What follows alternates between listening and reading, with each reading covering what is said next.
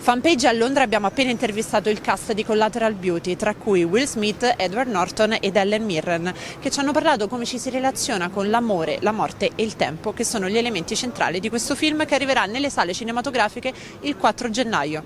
Sentite che cosa ci hanno raccontato. Amore, tempo, morte. Queste tre cose mettono in contatto ogni singolo essere umano sulla Terra.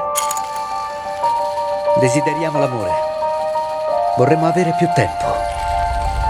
E temiamo la morte. Love, Time and Death in Collateral Beauty looks like the ghost of the future, the past and the present of Christmas Carol. Yeah. Have you ever considered that, and how did you work on Yeah, that? a little bit like the sense of, a very otherworldly threesome that comes to visit a character who's in a dark place and trying to make a journey toward a lighter place. For sure, the DNA of great classic Christmas movies is in this movie, I like to think. Hai ricevuto un dono,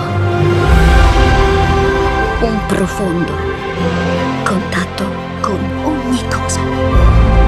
Why did you decide to set the story in New York? Maybe because it's the only city in the world that can keep better love, time, and death. Yeah, I think it's sort of a magical place at Christmas. New York takes Christmas so seriously. It's really beautiful, and there's a little bit of magic here. Also, the sense that if there was going to be love, time, and death, we're going to visit you. New York is a place they could easily mix in with the crowds and not be noticed.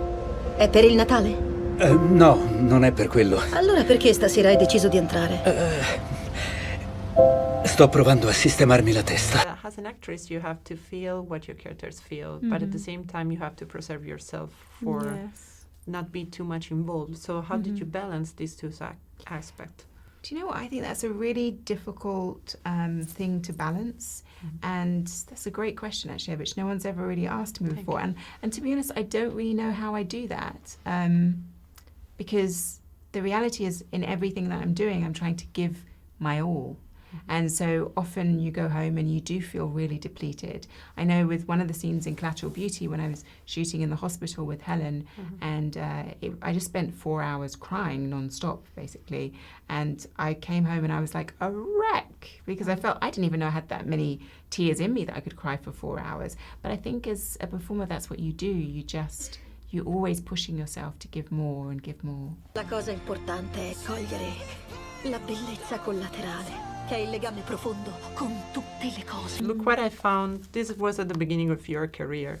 So oh my gosh, that's more people! Oh wow! Do you have the same feeling about love and your work too, as you were at the beginning of your career? I think I'm even more ambitious. Like, I was very driven then, but I think I'm even more so now. And I would have thought the older I get, the less ambitious I get and the more kind of easygoing with life I get. But actually, I think I was much more easygoing with life then. And so I often think I'd love to have some of the trust that I had as a child in life, that you do, because you don't achieve anything on your own. It's always like life is helping you. So trusting that more now, I really wish I could do that.